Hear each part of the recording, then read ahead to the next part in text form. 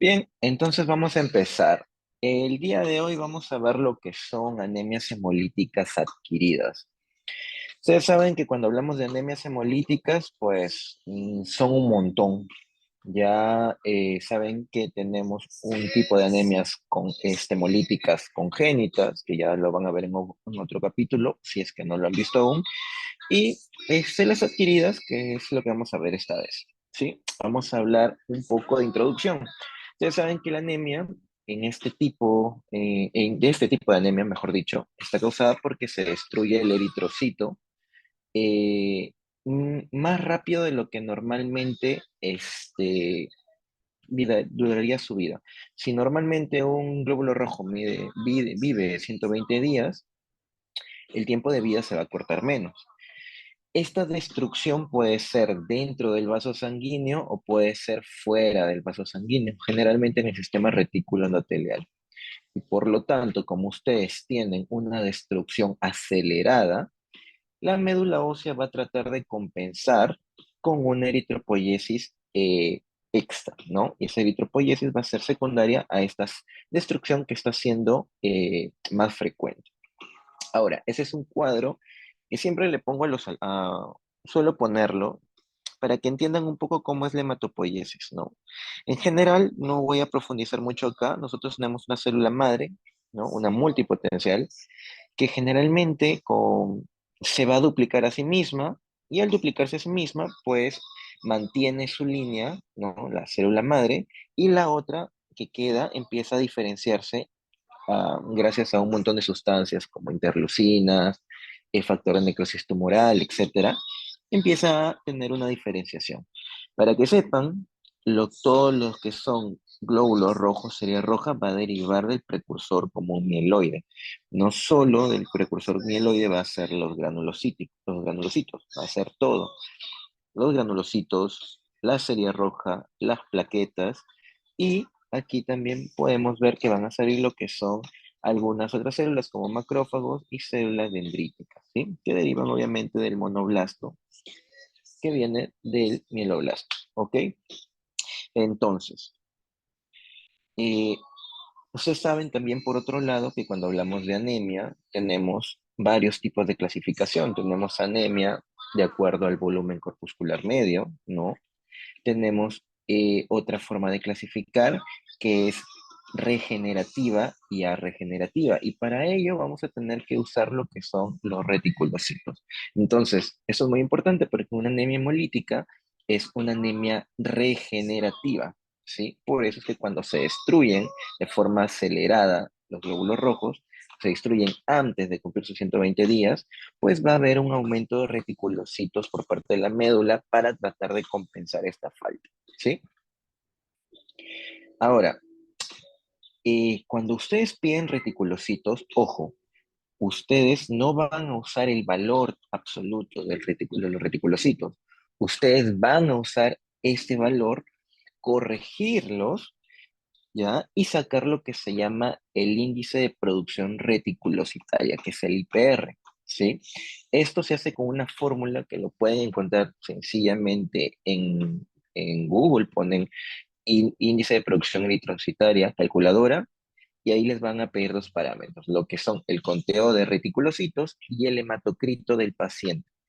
¿Por qué? Porque no es lo mismo encontrar reticulocitos, digamos, del 10% en un paciente con un hematocrito de 30% que con un paciente que tiene la misma cantidad de reticulocitos y un hematocrito de 40%, digamos así, ¿sí? Los reticulocitos van a variar de acuerdo a la cantidad de hematocrito que tenga, ¿sí? Entonces, solamente se los quiero mencionar, ¿ya? Siempre que tengan reticulocitos, no se guíen de la cantidad. Tienen que usar esa cantidad y ponerla en su calculadora que es IPR, índice de producción reticulocitaria, ¿sí? Y de acuerdo a eso, van a ver que si es menor de 3, de 2 a 3, es arregenerativa, si es mayor a 2 a 3, es regenerativa. ¿Cuál es la clínica que van a tener en un paciente con anemia hemolítica? Pues la clínica generalmente va a ser, si el glóbulo rojo se rompe, ¿sí? la hemoglobina se libera. Y al liberarse la hemoglobina, pues esta va a ser degradada, aumentando lo que es mi bilirrubina, sobre todo bilirrubina indirecta, lo cual me va a dar una ictericia, ¿no? Que vemos acá, por ejemplo, coloración amarilla de la piel, generalmente es más notorio a nivel de escleras, ¿no? De mucosas.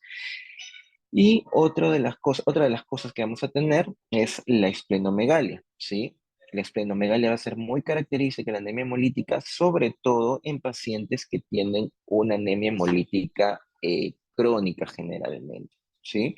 Ojo, en medicina no es absoluto, ¿sí? No estoy diciendo que en las crónicas solamente va a haber esplenomegalia, puede haber también una aguda, pero no es lo más común, ¿sí?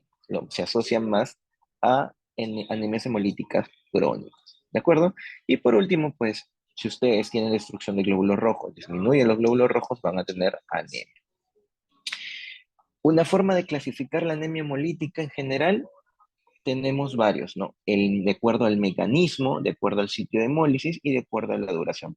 Hace poco, en la lámina anterior, hemos hablado de que podemos clasificarlas si son agudas o si son crónicas. Y como ven, esa clasificación en crónica generalmente pueden cursar con esplenomegalia, ¿sí? Y generalmente son extravasculares, mientras que las agudas suelen ser intravasculares, ¿sí? Y no hay mucho esplenomegalia, pero eso no quita el hecho de que pueda haber, ¿de acuerdo? Ahora, la otra tipo de clasificación es de acuerdo al lugar donde embolizan. Es extravascular en el sistema endotelial, en este caso en el vaso, o si es intravascular, que como su mismo nombre lo dice, es dentro del vaso. Y de acuerdo al mecanismo, vamos a ver que se clasifica en anemia hemolítica corpuscular o intrínseca, se quiere decir que el problema es del mismo hematíe, y ahí van a encontrar alteraciones de la membrana del hematíe, deficiencias enzimáticas y alteraciones de la hemoglobina, ¿de acuerdo?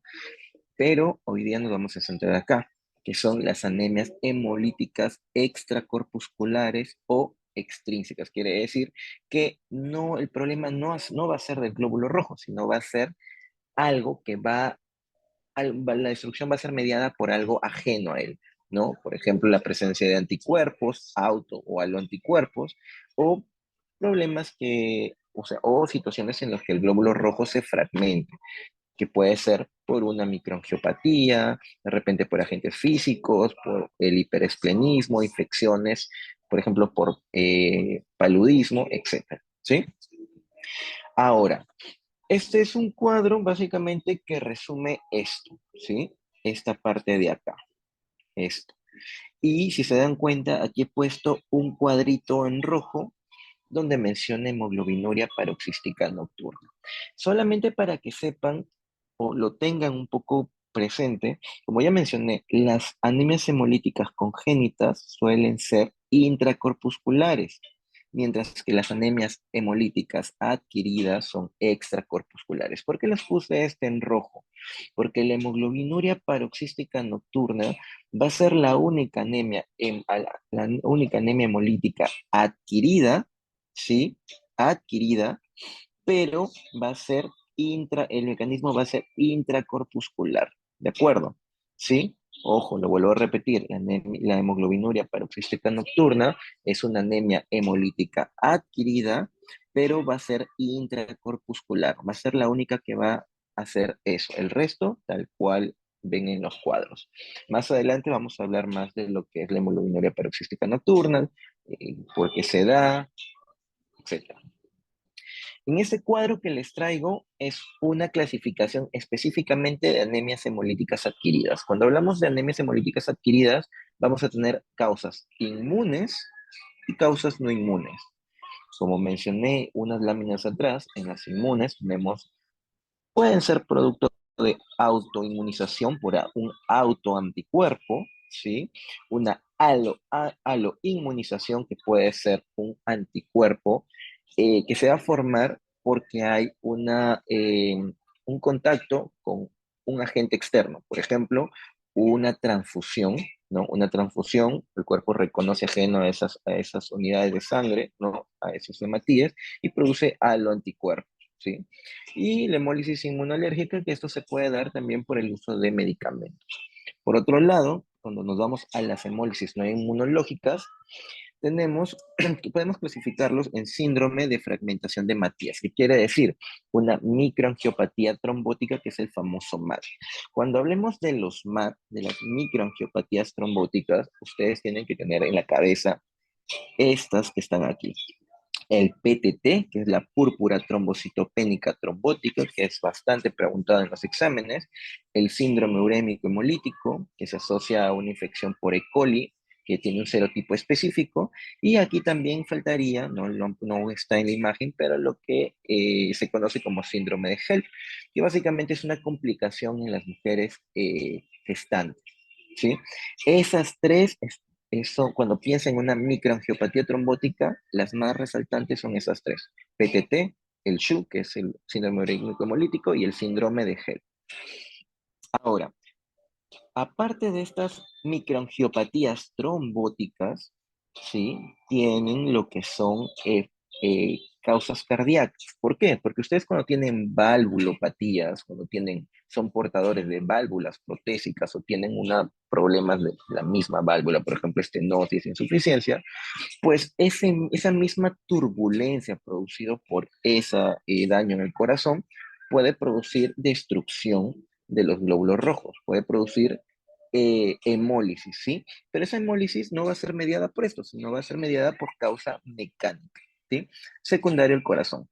Aquí en los MAC también van a ser por causa mecánica, pero básicamente va a ser porque en los vasos sanguíneos va a haber generalmente va a haber consumo de plaquetas, ¿sí? Las plaquetas se van a agregar, van a producir estenosis, y los glóbulos rojos, al pasar por esos lugares estenosados, van a destruirse.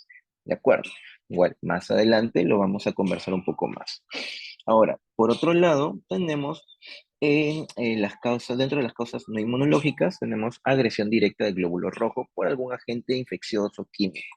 Dentro de los agentes infecciosos, tenemos hemólisis, que puede ser bacteriana, y hemólisis palúdica. Siempre que piensen en anemia hemolítica no inmune adquirida, tienen que pensar en malaria. Acuérdense que en el ciclo de la malaria, este parásito va a madurar, va a crecer dentro de los glóbulos rojos, ¿sí? Entonces, al completar su ciclo de reproducción, va a romper ese glóbulo rojo, ¿de acuerdo? Entonces, esa es una causa muy común. La babesiosis, perdón, también va a ser una de las causas, ¿de acuerdo? Y una hemólisis química, bueno, depende también de que se aparecen algunas sustancias que pueden producir destrucción o alteración en la superficie del glóbulo rojo, ¿sí? Ahora, dentro también de las no inmunológicas está la hemoglobinuria paroxística nocturna, que básicamente es, como ya les mencioné, es una anemia hemolítica adquirida, que va a tener una causa intrínseca. Va a haber una alteración de unos receptores de superficie que ya les voy a mencionar adelante. ¿Cómo diferencio o podría diferenciar una hemólisis intravascular de una extravascular? Generalmente, solamente traten de imaginar, mi glóbulo rojo se rompe, se libera en mi sangre. Ustedes saben que la sangre al final es filtrada por el riñón, ¿correcto? Si esa hemoglobina libre no llega a unirse a la aptoglobina, o la aptoglobina es insuficiente para poder atrapar, digamos así, toda esa hemoglobina, pues lo más lógico es que esta hemoglobina llegue al riñón, ¿correcto? Entonces, lo que yo voy a tener primero, en primer lugar, es una hemoglobina libre en el plasma, que es una hemoglobinemia. Luego esto va a llegar al riñón y por lo tanto voy a tener una hemoglobina libre en orina, una hemoglobinuria, y por lo tanto voy a tener hemosiderina en orina, que se va a llamar hemosidenuria. A diferencia que la hemólisis a diferencia de la hemólisis extravascular, que generalmente se da en el sistema reticular endotelial. ¿Qué característica hay de la hemólisis intravascular? Pues que si hay hemoglobina libre y llega a mi riñón, pues puede haber un riesgo de un daño renal, no una falla renal aguda, una incuria renal aguda, producto de esa toxicidad. ¿Sí? Y Al haber si hemosidenuria, vamos a ver que la orina va a salir colúrica. Aquí, como ven en la imagen, vemos hemoglobina clara, ¿sí? Y aquí en esos primeros, pues, vemos una orina turbia. Básicamente siempre lo comparan como Coca-Cola, ¿sí? Y eso es producida por esto, ¿sí? Por todo lo que les acabo de mencionar. Ahora, dentro de las anemias, vamos a tocar lo que son las anemias hemolíticas inmunes. Siempre ustedes tienen que pensar cuando hablen anemias hemolíticas inmunes, ya, siempre tienen que pensar en la cabeza por anticuerpos calientes, ¿sí? Esta es la más perdón, esta anemia hemolítica inmune, la más frecuente es por anticuerpos calientes, ¿de acuerdo? ¿Qué es lo que me define una anemia hemolítica inmune de una no inmune? El test de Coombs, ¿sí? Yo tengo que tener un test de Coombs positivo y ojo, no siempre, ya, no siempre eh, una anemia hemolítica inmune va a tener 100% un CUMS positivo. Va a haber de acuerdo a la bibliografía que revisen, va a haber un 1% hasta un 10% que siendo una anemia hemolítica inmune va a ser CUMS negativo. Y eso va a depender mucho de la capacidad de detección de la prueba, ¿correcto? Entonces, pero en términos generales, ya fijen este concepto, anemia hemolítica inmune tiene CUMS positivo. Y cuando hablo de anemias hemolíticas inmunes, tengo las famosos anemias hemolíticas por anticuerpos calientes, que es lo que más predomina, casi un 80%, ¿sí? Luego tengo las anemias hemolíticas por crioglutininas, que es lo contrario. ¿Y cuál es la diferencia? Que con los anticuerpos calientes yo voy a tener un IgG, un IgG, ¿de acuerdo? Mientras que en las crioglutininas voy a tener un IgM, ¿sí? ¿Cuál es la etiología de anticuerpos calientes? Pues casi el 80% es idiopática, ¿sí? Pero hay un 20% que estos anticuerpos calientes van a ser producidas por una causa subyacente, una secundaria, entonces, por lo mismo que les estoy explicando. Y las patologías más comunes son los síndromes linfoproliferativos, las enfermedades autoinmunes, sobre todo las que son de tejido conectivo, como el lupus, artritis reumatoide, síndrome de Sjögren, etcétera, ¿sí? Y fármacos. Por otro lado, en las anemias hemolíticas por anticuerpos fríos, que son IgM, ¿sí? Igual va a ser como un 20%, no, perdón, un 10 a 5%, y la mayor causa de esas van a ser idiopáticas. Pero también va a haber un grupo que va a ser secundaria, que es la minoría, y esto fíjenlo por favor, lo que les voy a mencionar, ¿sí? Porque es pregunta de examen, vienen preguntas de ENAM, de residente, bueno, más de ENAM, ¿sí? Cuando ustedes tengan una anemia hemolítica por crioglutininas, o sea, IgM, tienen que descartar que no haya infecciones por Mycoplasma pneumoniae, ¿sí? El Mycoplasma pneumoniae es uno de los agentes etiológicos, bueno, una de las causas de anemia hemolítica por anticuerpos fríos. Luego tienen otro tipo de anemias, perdón, otro tipo de infecciones virales como el Epstein-Barr, ¿sí? Y también tienen enfermedades neoplásicas como los síndromes linfoproliferativos también, ¿sí? Pero esto lo comparte con los anticuerpos calientes, ¿sí? Igual no se les puede pensar que puede haber en ambos, tanto en IgM como IgG, alteraciones de bueno, neoplasias, ¿no? Síndrome linfoproliferativo. Por último, tenemos lo que es la hemoglobinuria paroxística a frigore, ¿sí? Ojo, no se vayan a confundir con la hemoglobinuria paroxística nocturna. Una cosa es hemoglobinuria paroxística nocturna y otra cosa es a frigore. Y esta hemoglobinuria paroxística a frigore también es conocida como eh, hemoglobinuria, anemia hemolítica por anticuerpos bifásicos, ¿sí? O del Donald Landsteiner, por si acaso, si de repente en su bibliografía lo encuentran con otro nombre, ¿sí? Esta es la más rara de todas, es muy poco común y generalmente esta se asocia a la infección por sífilis. Obviamente antes, cuando no se conocía mucho de sífilis, pues esto era más frecuente. Sin embargo, después de la penicilina, cuando encontraron tratamiento y mejoró el tema de la sífilis, la incidencia de este tipo de anemia hemolítica disminuyó bastante, ¿sí? Por eso es que ahora se considera como una enfermedad rara, ¿sí? Y la otra etiología también de esta hemoglobinuria paroxística frigore o por anticuerpos bifásicos o bueno, hemolicinas difásicas o de Donald-Steiner, puede ser también por de etiología postviral generalmente en niños, ¿sí? Pero es muy rara. Ahora, en este cuadrito o en este circulito que ven abajo, les he puesto síndrome de Evans. ¿Por qué? Porque también es un concepto que ustedes tienen que fijar. Cuando ustedes tienen una anemia hemolítica sola, genial, anemia hemolítica inmune.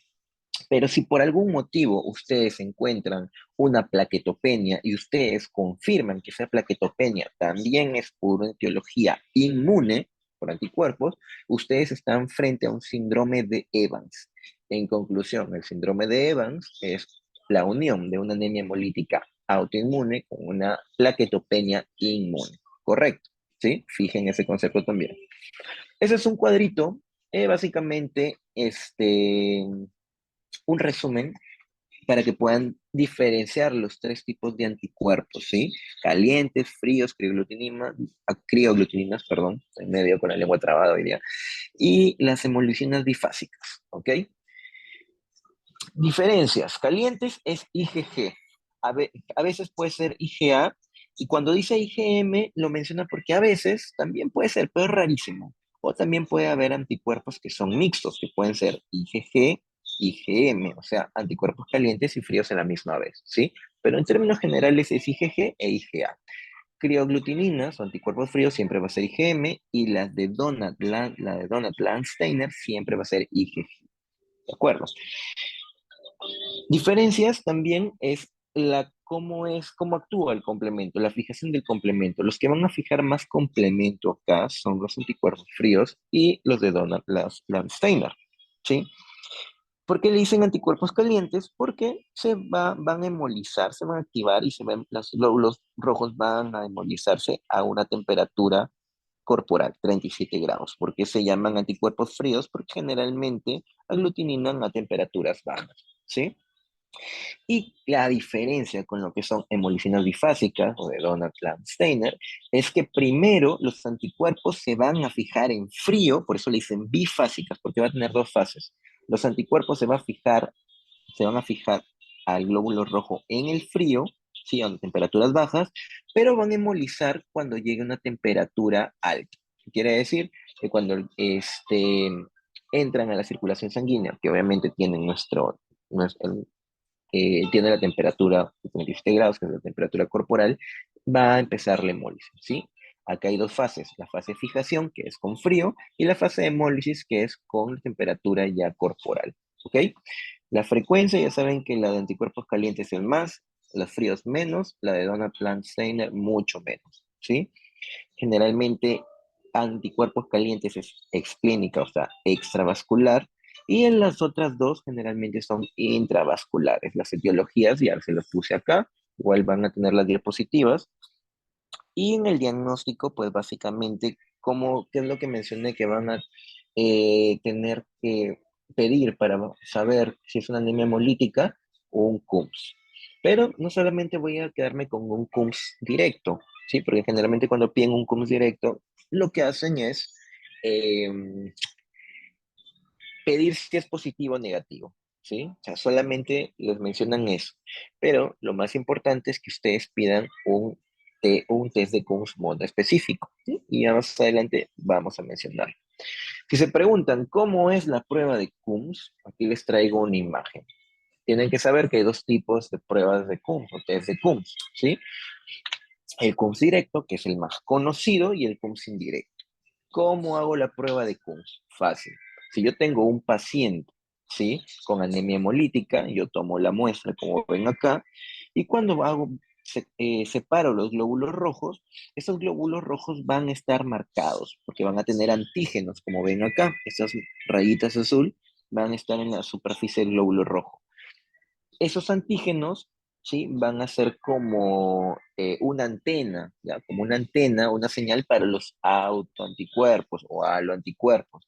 Y se van a unir a esos antígenos que están en la superficie del glóbulo rojo. Forman el complejo y después que esto es ya lo que yo tengo, ¿sí? Ese es el mecanismo que tengo, o sea, lo que ya ocurre en el cuerpo. Pero cuando yo saco esta sangre, y yo separo los glóbulos rojos, esos glóbulos rojos que están marcados con anticuerpos, yo lo que les voy a hacer es darle o echarles lo que es el suero de Coombs, el reactivo de Coombs, que es un anticuerpo antihumano. Entonces, ¿qué van a hacer estos anticuerpos? Perdón, el anticuerpo antihumano o el reactivo de Coombs es unirse a esos glóbulos rojos que ya estaban marcados, ¿sí? Entonces, como ven en la imagen, estos anticuerpos del reactivo de Kunz van a unir a varios glóbulos rojos que ya tienen anticuerpos marcados, ¿sí? Y van a hacer que se aglutinen, se peguen. Entonces, cuando pasa esto, ¿sí? El resultado es positivo. ¿Por qué? Porque si se unen es porque estos anticuerpos del test de Kunz van a unir glóbulos rojos ayudándose de estos anticuerpos que tienen los pacientes. ¿De acuerdo? ¿Qué pasa en el test de Coombs indirecto? Es al revés. Yo no busco acá lo que son los glóbulos rojos del paciente. Lo que hago es tomar el suero del paciente con anemia hemolítica. ¿Y qué hago?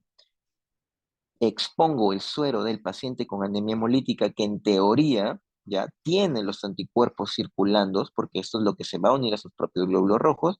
Entonces, lo que yo voy a hacer es coger el suero del paciente con anemia hemolítica, que tiene estos anticuerpos, y ponerlos en lo que es sangre del donante, ¿sí? El donante no tiene anticuerpos, tiene los glóbulos rojos que tienen sus antígenos. Entonces, al unir el suero del donante, perdón, el suero del paciente con anemia hemolítica, el suero del donante, se van a unir, ¿no? Se van a unir si es que tienen estos receptores y si hay anticuerpos, ¿sí? O sea, el glóbulo rojo va a tener los receptores siempre, pero lo que no va a haber en un paciente sano son estos anticuerpos, mientras que en un paciente que tiene anemia hemolítica sí va a haber anticuerpos en este suero y van a terminar uniéndose igual que acá. Y a partir de acá es igual a acá. Se le agrega el suero de Coombs. Si es que se unieron esos anticuerpos a los antígenos de superficie del glóbulo rojo, pues van a hacer que el suero de Coombs va a hacer que se peguen entre ellos y va a hacer aglutinación, ¿sí? Ahora, como les mencioné, cuando ustedes piden un test de Coombs, normalmente piden un test de Coombs y les van a decir positivo, negativo. Si es positivo, una cruz de intensidad, dos cruz de intensidad, tres cruz de intensidad, etcétera, hasta cuatro. Pero eso a ustedes no les va a ayudar si son anticuerpos calientes o anticuerpos fríos. Y créanme que es muy importante porque depende de eso del tratamiento que van a dar. El tratamiento difiere si es que es por uno o por otro. Entonces ustedes tienen que saber el tipo de anticuerpos. Y es ustedes donde tienen que pedir el test de Coombs monoespecífico. ¿Por qué? Porque ahí les van a decir si es IgG, si es IgM, si es IgA y si marca complemento. Y como vieron acá en esta imagen, pues acá les dice qué anticuerpos marca específicamente, ¿sí? Y si fija complemento, ¿de acuerdo? Ahora, ¿cuál es el tratamiento de las pacientes con anemia hemolítica inmune? Va a depender si yo tengo anemia hemolítica por anticuerpos calientes o por anticuerpos fríos.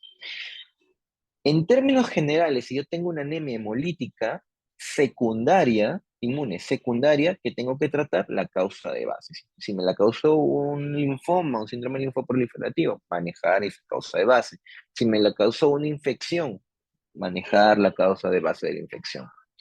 Pero si ustedes van a hablar específicamente, si empezamos a hablar de tratamiento para anemia hemolítica de anticuerpos calientes, el tratamiento ahí son los corticoides, es el tratamiento de primera línea, ¿sí? Ahora, va a haber un grupo de pacientes que van a responder, hay otros que no, y en esos también se puede optar por la esplenectomía, ¿sí? También pueden tener inmunosupresores, incluso pueden tener tratamientos monoclonales, con medicamentos anticuerpos monoclonales, ¿sí? Como el rituximab. Hoy en día hay un montón de alternativas terapéuticas, ¿sí? La primera son los corticoides porque son los más baratos, los más cómodos, eh, los que tienen el efecto más rápido, pero también hay que ver que tiene efectos secundarios, ¿sí? Pero esta es la primera línea.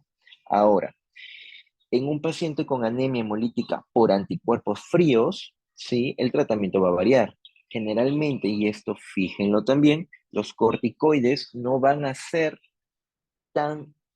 no van a ser efectivos para la anemia hemolítica por anticuerpos fríos, ¿sí? O sea, las guías te dicen, lo puedes dar como que no, ¿sí? Incluso no lo recomiendan. ¿Por qué? Porque no hay evidencia que diga que los corticoides funcionan para anemia hemolítica por anticuerpos fríos. Sí para las anemias hemolíticas por anticuerpos calientes. Y el tratamiento también en las anemias hemolíticas por anticuerpos fríos, pues el, bueno, manejo de la causa de base, que como vimos se asociaba mucho a infecciones virales o a síndrome linfoproliferativos, ¿sí? Y también si el paciente con anticuerpos fríos, sabemos que esos anticuerpos, mejor dicho, perdón, paciente con anemia hemolítica por anticuerpos fríos, sabemos que hemolizan a temperaturas bajas, ¿qué es lo que le vamos a decir al paciente? Que evite el frío, porque el frío va a exacerbar la hemólisis, por eso se llama anticuerpos, anemia hemolítica por anticuerpos fríos, ¿sí? Porque esa hemólisis o los anticuerpos se van a activar, van a hacer que hemolicen los glóbulos rojos a temperaturas bajas. Y aquí el tratamiento, no, como les digo, no va a ser corticoides, la esplenectomía tampoco, pero sí se puede usar rituximab, que es el anticuerpo monoclonal. Es más, lo suelen usar como el tratamiento de elección, ¿sí? Esa es la gran diferencia, ¿sí? Ahora, acuérdense que cuando hablen de anemia hemolítica autoinmune o inmune, ustedes no van a transfundir al paciente como en las otras anemias. ¿Por qué? Porque al transfundir sangre, ustedes van a exacerbar la hemólisis porque están exponiendo a un paciente a más anticuerpos. O mejor dicho, cuando le pasan sangre, estimulan a su sistema inmune, activan su sistema inmune, porque están reconociendo, el cuerpo reconoce que esa sangre, por más que sea el mismo grupo sanguíneo que tienen ustedes, va a reconocerlo como ajeno. Entonces, solamente se transfunden en pacientes en casos puntuales, como por ejemplo, paciente que tiene una inestabilidad hemodinámica, pacientes que tienen anemia sintomática, ¿sí? Y si pasa eso, se tiene que pasar con tratamiento previo, en lento y en monitoreo porque pueden empeorar esa hemólisis, ¿de acuerdo? Y una última cosa, cuando tienen anemia hemolítica, cuando hay una destrucción mayor, si ustedes ya llevaron su clase de anemia por deficiencia de ácido fólico y vitamina B12, saben que tanto el hierro como la vitamina B12 y el ácido fólico son sustratos que la médula ósea usa para producir células. ¿Cuál de los dos se acaba más rápido? El ácido fólico y la vitamina B12 se acaba más rápido, las reservas se acaban más rápido las del folato, ¿sí? Las del ácido fólico se acaban más rápido. Y si ustedes estimulan, están haciendo que su médula produzca por esa destrucción, sus reservas de ácido fólico van a disminuir. Por lo que ustedes siempre tienen que dar como un tratamiento complementario, ¿sí? El ácido fólico, ¿sí? Básico en las anemias hemolíticas en general, sobre todo si es que tienen una anemia hemolítica autoinmune. Ahora, hay un término, o mejor, hay una patología que también es muy común, bueno, no es muy común, pero es muy importante que la sepan, incluso cuando vayan a rotar ginecobstetricia más adelante en ciclos posteriores, van a tocar este tema. Y esta es la anemia hemolítica inmune por aloanticuerpos, ¿sí? Y un ejemplo de esto es la eritroblastosis fetal, ¿sí? ¿Qué es la eritroblastosis fetal? Pues acá les pongo un ejemplo, ¿sí? Más práctico, porque creo que con figuritas los van a entender mejor. ¿Qué pasa si una señora que es RH negativo se casa con un señor que es RH positivo y el bebé eh, adquiere o hereda el grupo sanguíneo del papá, ¿sí? ¿Qué pasa? Que la mamá, por ser RH negativo, va a generar anticuerpos contra el feto, ¿sí? Que es RH positivo. Lamentablemente, el feto tuvo la mala suerte de que sus papás tenían grupo RH contrario y heredó el del papá, en vez de heredar el de la mamá. Porque si hubiera sido negativo, no, los anticuerpos bueno, el RH, el organismo de la madre no iba a hacerle nada. Pero en este caso, como es negativo y es positivo, el organismo de la madre le va a producir hemólisis, ¿no? Van a pasar anticuerpos y van a molestar, a hacer que el bebé se altere. Por suerte, esto generalmente no ocurre en el primer embarazo, ¿sí? En el primer embarazo, por más que ocurra esto, no pasa nada, porque en el primer embarazo funciona como sensibilización. El problema ocurre cuando yo tengo o esta mujer va a tener un segundo embarazo, porque ya en ese entonces ya va a tener los anticuerpos porque se sensibilizó en el primero, ¿correcto? Es por eso que en las gestantes siempre suelen hacer sus screening de ver grupo sanguíneo, porque si ven que es RH negativa en la mamá, tienen que buscar si el papá, hacerle grupo sanguíneo al papá, a ver si es RH positivo porque hay un riesgo de que el bebé haya heredado el del papá y ocurra este problema, ¿sí? Acuérdense que durante el primer embarazo no pasa nada, ¿ya? Porque se sensibiliza, pero a partir del segundo, tercero, sí puede haber problemas, incluso puede haber muerte fetal, ¿sí? Entonces, eso es lo que pasa, ¿sí? Se crean anticuerpos, ¿sí?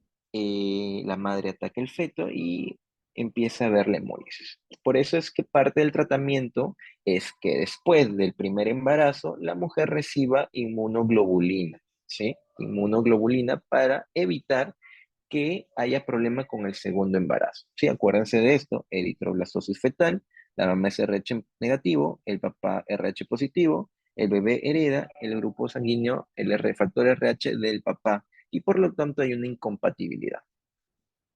Bueno, esto ya es otra cosa. Ahora vamos a hablar de las anemias hemolíticas no inmunes. El primero y el que les hablé hace rato y que les dije que les iba a explicar es la hemoglobinuria paroxística nocturna. ¿Qué es la enfermedad? ¿Qué es esta enfermedad? Es una anemia hemolítica adquirida, ¿sí? Intrínseca, ¿sí? Intrínseca. Antes de esto, le voy a explicar por qué les llamaban hemoglobinuria. Les voy a decir por qué le llamaban hemoglobinuria paroxística nocturna. ¿Por qué? Porque tenía hemoglobina en orina, paroxística, porque ocurría de forma paroxística. Su mismo nombre lo dice, no, ustedes lo entienden, no creo que sea necesario explicarlo. Y nocturna porque antes se pensaba que ocurría en las noches. Pero ahora se sabe que más de que un 3/4 de los pacientes no tienen hemoglobinuria detectada, no es paroxística y no es nocturna, porque puede ser a lo largo del día. Porque antes pensaban que era nocturna, porque cuando uno se levantaba y voy a ponerles, perdón, esta imagen de acá, cuando un paciente, una persona que tenía esto, se va a dormir, pues en la mañana, cuando orina, la orina está bien concentrada y por lo tanto, como salía así este color, se pensaba que solo se daba en las noches, pero no era por eso, sino que la orina se concentra más en la noche porque el paciente está durmiendo. Entonces, no es como en la mañana que pues iba al baño, orinaba cada rato, ¿sí? Por eso es que esto era clásico atardeceres claros, amaneceres oscuros. El paciente en la mañana orinaba, durante el día orinaba claro, claro, claro, pero cuando se levantaba, orinaba así, ¿sí? Por eso se creía y se le decía hemoglobinuria paroxística nocturna, pero hoy se sabe, ¿sí? Que no es paroxística, no es nocturna, ¿sí? Y no todos se le detecta hemoglobinuria. ¿Y por qué se da? ¿Por qué les dije que era algo eh, adquirido e intrínseco? Porque generalmente esta enfermedad ocurre por una mutación en un gen que se llama PIG-A, PIG-A, ¿sí? Y este gen va a ser una mutación somática en este gen y lo que va a hacer es regular lo que son estas proteínas de membrana, que es el CE59 y el CE55. ¿Qué pasa? Que al haber una alteración en ese gen, no va a haber estas proteínas que tienen una función muy importante, que es regular la función del complemento. Cuando un paciente tiene, un paciente normal, cuando un paciente normal le hacen un estudio, tiene estos receptores y estos esas proteínas de membrana van a controlar, a anular el complemento, cosa que el complemento no destruye la célula roja, o sea, el glóbulo rojo. Pero en un paciente con esta hemoglobinuria paroxística nocturna, va a haber alteración en ese gen que codifica estas proteínas. No hay estas proteínas y viene el complemento y como no encuentra sus proteínas de regulación, ataca al glóbulo rojo y lo elimina. ¿Sí? Esa es la hemoglobinuria paroxística nocturna. Es caracterizado por esto. Ahora, ¿qué puede haber en una hemoglobinuria paroxística? Las complicaciones es que esta enfermedad también se asocia a citopenias y se asocia también a anemia, perdón, a aplasia medular. Pueden encontrarla asociada en pacientes con aplasia medular, es más, es bastante frecuente, ¿sí? Relativamente frecuente. Y también el riesgo de trombosis es alto acá, ¿sí? La hemoglobinuria paroxística nocturna les predispone a tener trombosis. Son tres cosas que tienen que tener en cuenta de esta patología. El tratamiento es un poco complicado, sí, hay un medicamento caro que no les voy a mencionar acá porque eh, no viene el caso, pero las cosas básicas sí tienen, que les he dicho, tienen que fijar. Por otro lado, tenemos las infecciones, ¿sí? A la cabeza, la malaria y babesiosis. Ya saben que la parasitación directa de los hematíes pues van a causar ruptura y ese es un mecanismo, un mecanismo, bueno, una acción mecánica, ¿sí? Se rompe básicamente porque el germen está dentro, nada más, así es sencillo. Las otras causas mecánicas son la microangiopatía trombótica, de los que les mencioné hace un momento, bueno, al inicio. ¿Qué causa una microangiopatía trombótica? Pues básicamente, microangiopatía es porque se da en pequeños vasos, los vasos más pequeños, ¿sí? Trombótica porque va a haber consumo de plaquetas, se van a pegar, forman trombos, ¿ya? Y microangiopatía, pues angiopatía viene de vasos. Entonces, ¿qué va a pasar acá? Pues la anemia hemolítica se va a dar porque va a haber una turbulencia, ¿no? A nivel de esos vasos muy pequeños, ¿sí? Y esa turbulencia que hay en esos pequeños vasos va a producir que se activen las plaquetas, ¿no? Ah, saben que no, si no han llevado todavía algo de hemostasia, cuando hay una alteración en el endotelio o en el flujo de la sangre, se activan factores de coagulación. Y los factores de coagulación trabajan de la mano con las plaquetas, ¿sí? Entonces, estas se activan, obstruyen un poco, se agregan, consumen plaquetas por esta agregación, obstruyen un poco los vasos pequeñitos y los glóbulos rojos, al pasar por esos vasos muy pequeños y muy obstruidos, van a soportar una presión tan fuerte que va a hacer que se rompan, ¿sí? Por eso es que se llama anemia hemolítica microangiopática, ¿sí? Por esa ruptura de los glóbulos rojos y trombótica en estos casos, en este caso microangiopatía trombótica, porque por esa alteración del flujo turbulencia se va a agregar, se van a activar las plaquetas, ¿sí? Entonces, ¿qué voy a tener? Voy a tener, si tengo un consumo exagerado de plaquetas, voy a tener un grado de plaquetopenia, y si tengo una anemia hemolítica, pues voy a tener una anemia, ¿sí? Y en esta imagen que la voy a agrandar, les voy a mostrar las típicas células rojas rotas, ¿sí? Los glóbulos rojos rotos que ocurren en una microangiopatía trombótica, es decir, que pueden encontrarlo en un síndrome de HELP, un SHU o un PTT. Y son estas de acá, ¿ya? Estas de acá que parecen medios como casquitos, ¿sí? Esos se llaman esquistocitos, ¿ya? Palabra mágica, esquistocitos. Ustedes si ven la palabra esquistocitos, significa que ha habido anemia hemolítica microangiopática, ¿sí? Porque hay una microangiopatía. Acuérdense bien, ¿ya? Esquistocitos, ¿sí?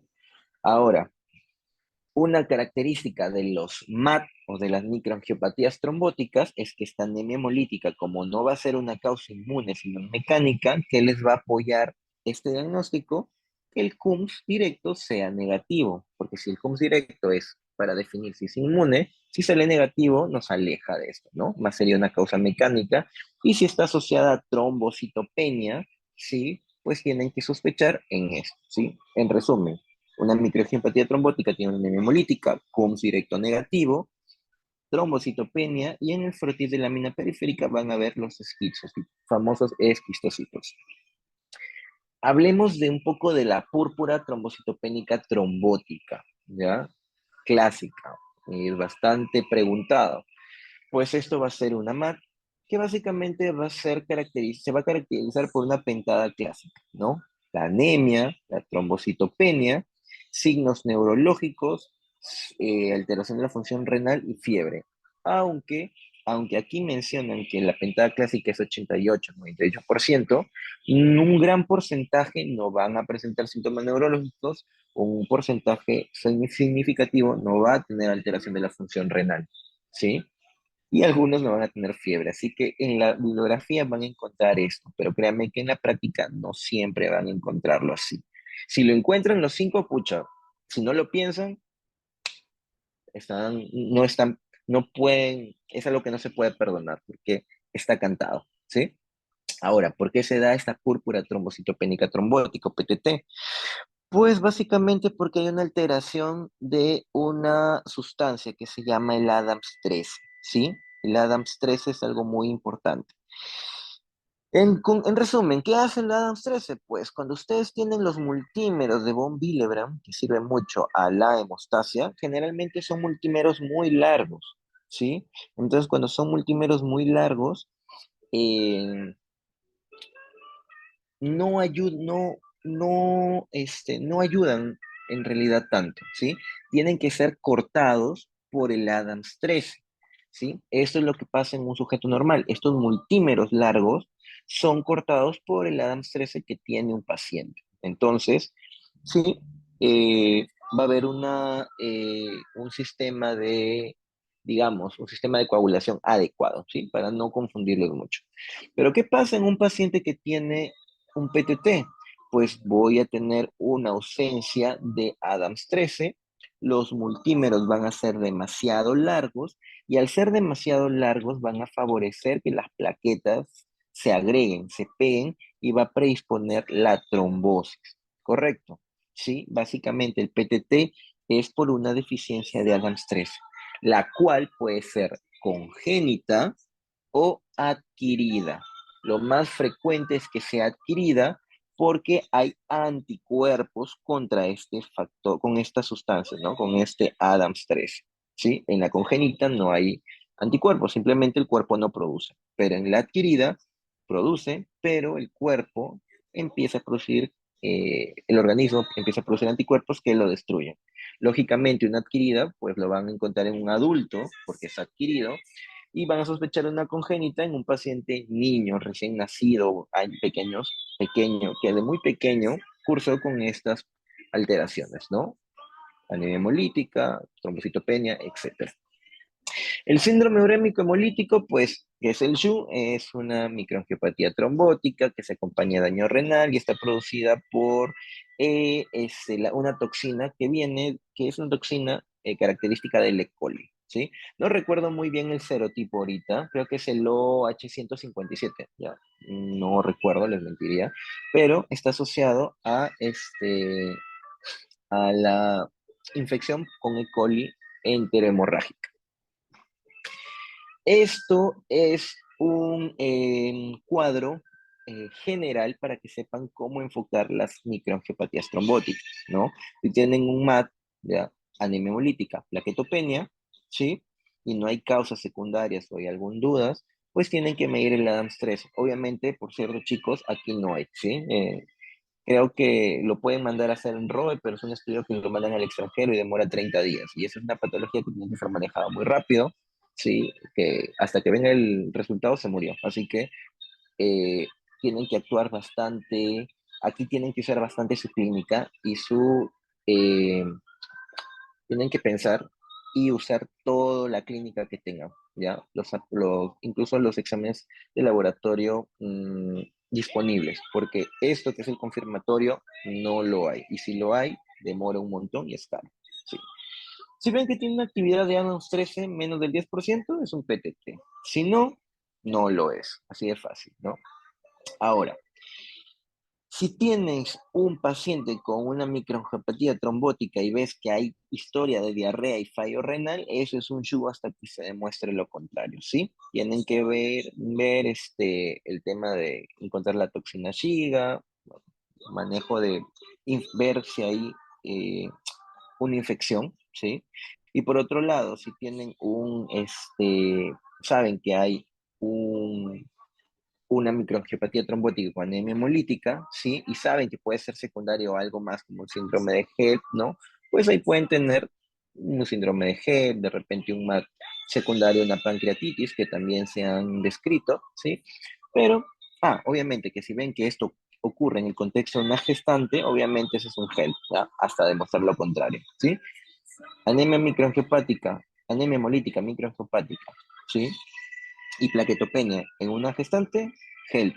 En un paciente con diarrea y fallo renal, SHU, si es un paciente que de repente encontraron la pentada clásica, ¿no? O si ustedes sospechan mucho que es un PTT porque tiene un montón de esquistocitos, el paciente se ha descompensado muy rápido, pues sospechen en esa patología y lo ideal es pedir un Adams 13 si es que tienen la opción, ¿sí?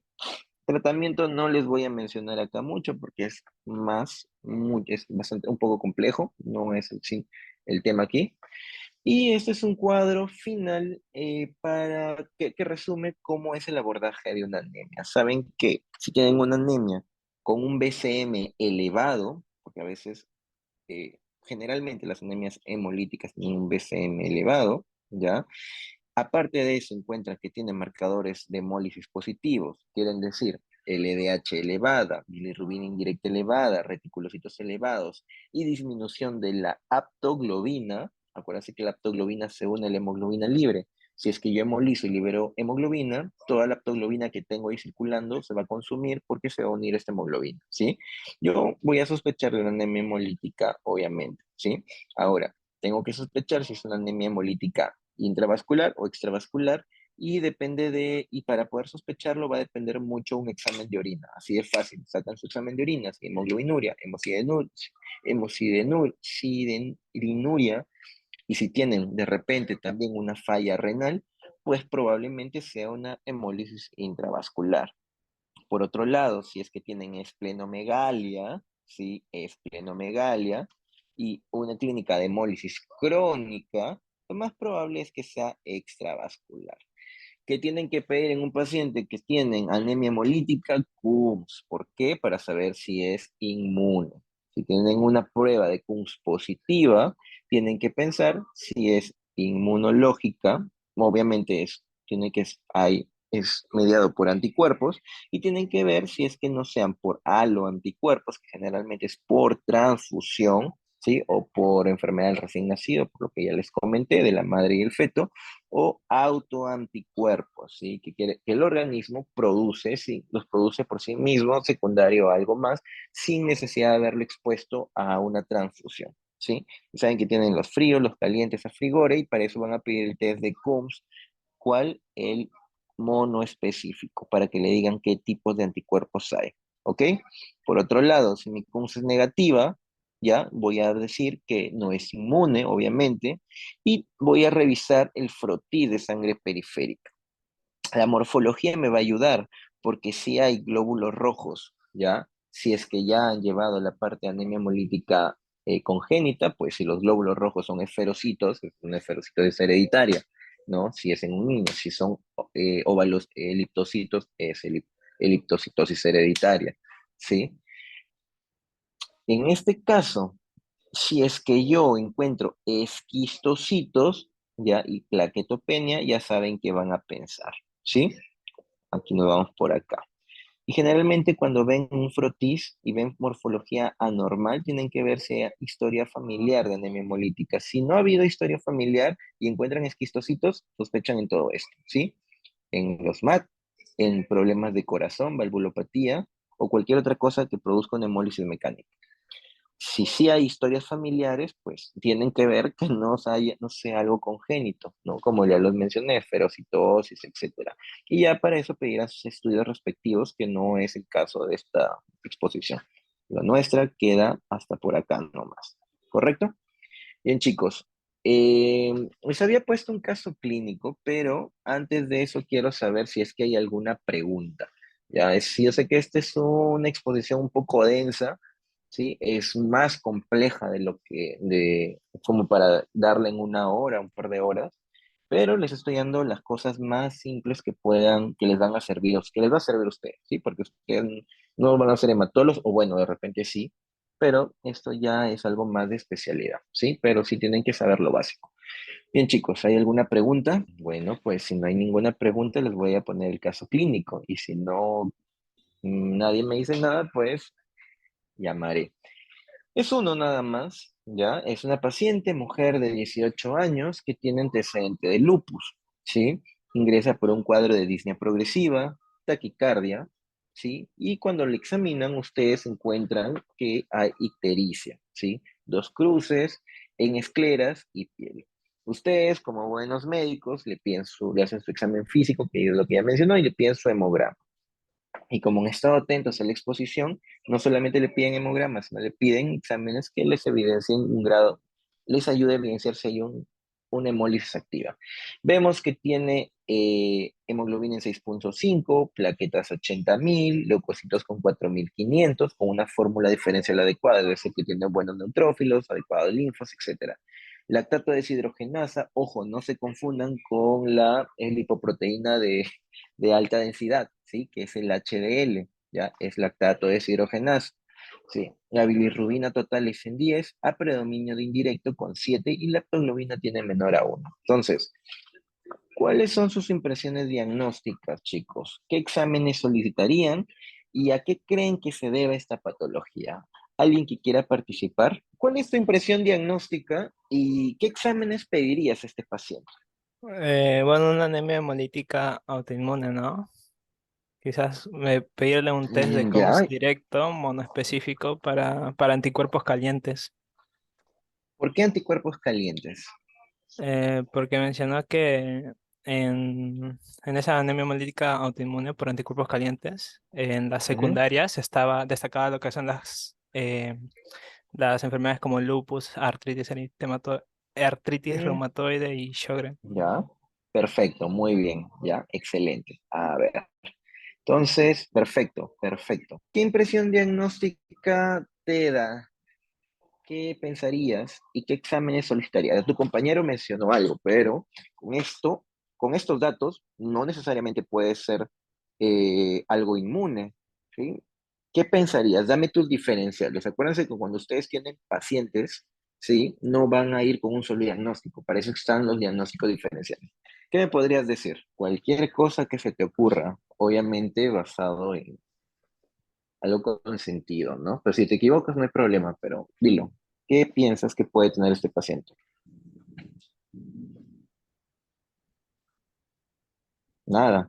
Mm, A ver. tal vez podría ser, bueno, también anemia hemolítica, pero no por autoanticuerpos, sino tal vez por medicamentos, inmunomedicamentosa.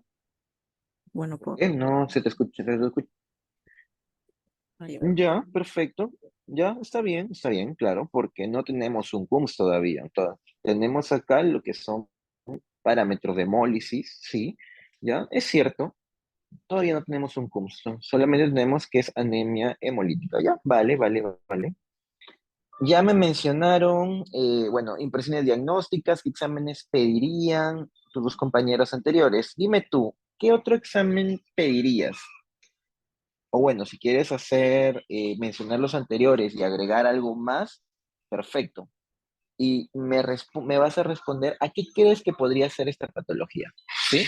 No, no hay respuestas únicas porque es un caso general para analizar, así que sin miedo.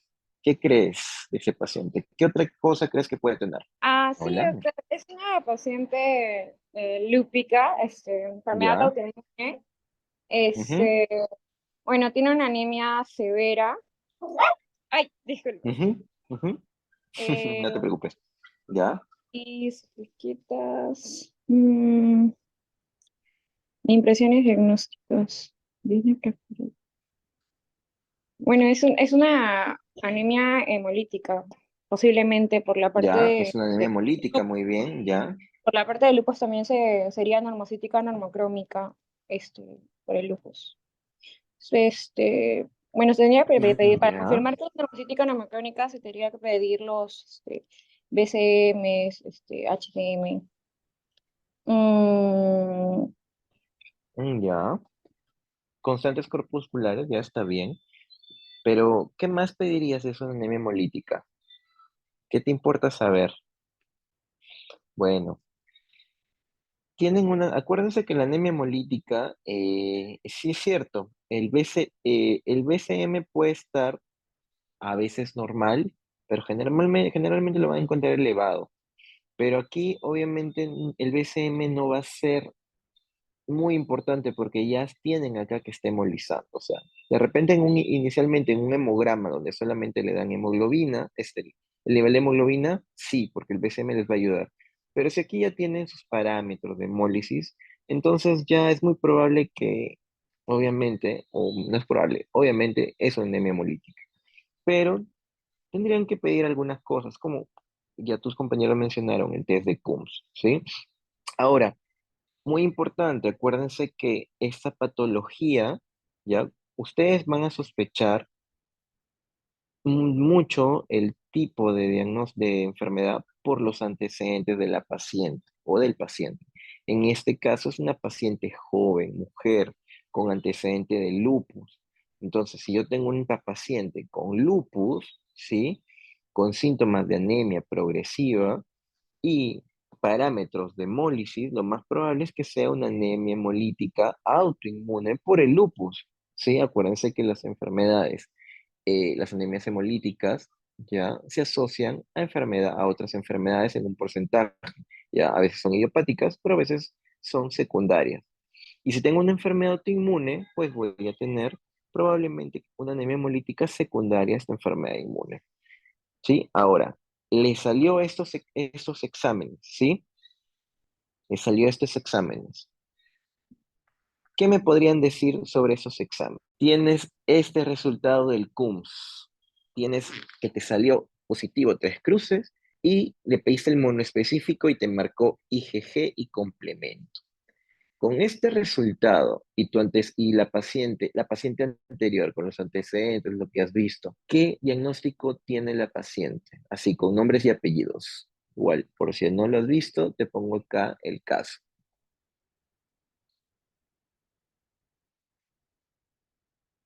¿Qué diagnóstico le das al paciente?